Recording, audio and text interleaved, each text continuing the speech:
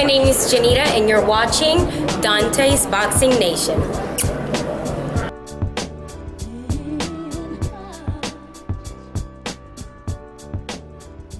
I know we talked about him before, but my fans, they keep asking me the same question, is what about Erislandy Lara? You say no one wants to fight Golovkin, but there's a couple people who do want to fight him.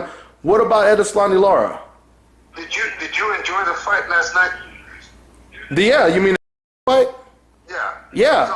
No, the fight before. I'm sorry, the second fight, the Rosado Monroe fight. Did you enjoy that? Could that be a main event for you? No, that wasn't the best fight right there. No, it wasn't the best fight. Well, I think that we have an obligation. We, as managers and trainers and fighters, have an obligation to our public. There's a lot of public that didn't like that fight. I think that there's a lot of fight just is not gonna warm to anybody. I mean, we're supposed to go forward, not backwards. We're supposed to be putting fights in front of us that are at least people want to see. Not just the fighter that's calling out Golovkin, but actual people want to see. The public wants to see.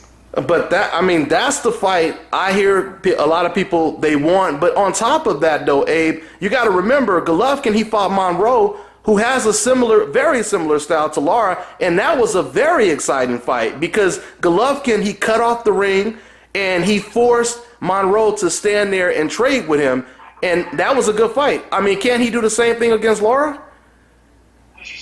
I imagine he could, but to me, it's not a fight that, honestly, from what I've seen of Lara and what I saw against Canelo and what I saw against Angulo, it's not a fight that warms me. It's not a fight that I could get motivated for it, and Golovkin could get motivated for it. He's not somebody it's a conceived threat to us. It's more of his managers and the people in Miami and the Cuban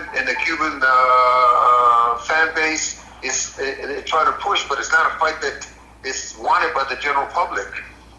Okay, I mean, if we did a poll and the majority of fans picked that fight, would you even consider or entertain that fight if there was like a huge poll and he was like at least at the top of the names with all the opponents?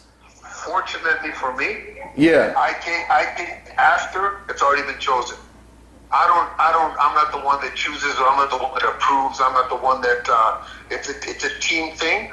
But let me say this: why haven't Lara's people come to Golovkin and said, like Canelo supposedly did? Lara's people come to Golovkin's people and say, "This is how much is on the table for you. Fight us." Why not?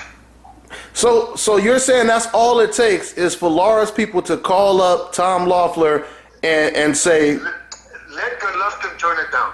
Let Golovkin turn it down, and then they can say, I turned it down. Or Golovkin turned it down. But nobody does that. Ward seems to say that he did, but there's obviously has been proven that it was after the Lemieux fight got signed.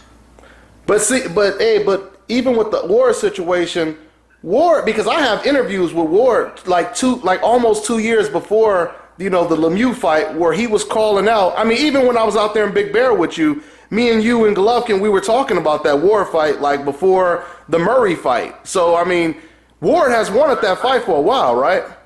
I go back to what I just said. It's real easy to say it on Twitter. It's real easy to say it on Facebook. It's real easy to say it in an interview. Make an offer. Make an offer. But Abe, I mean, when you talk about fighters reaching out to Tom Loeffler and calling you guys up for a fight, isn't it true that the majority of Golovkin's previous opponents, like Rubio, Rosado, Adama, they didn't reach out to you guys? You guys reached out to them for the fight, right?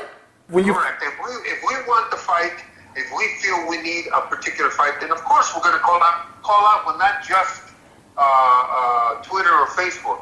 There's offers made to those people. They didn't take it, just like the Saunders fight. Okay, they didn't take it. Okay.